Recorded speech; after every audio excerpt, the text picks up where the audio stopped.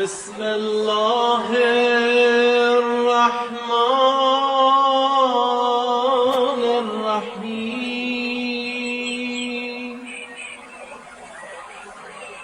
اللهم كن لوليك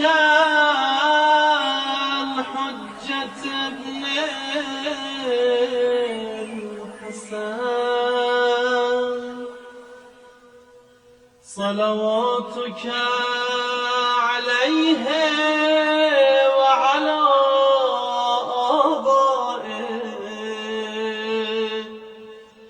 في هذه الساعة وفي كل ساعة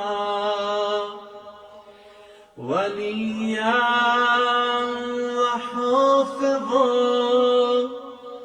وقائدا وناصرا ودليلا وعينا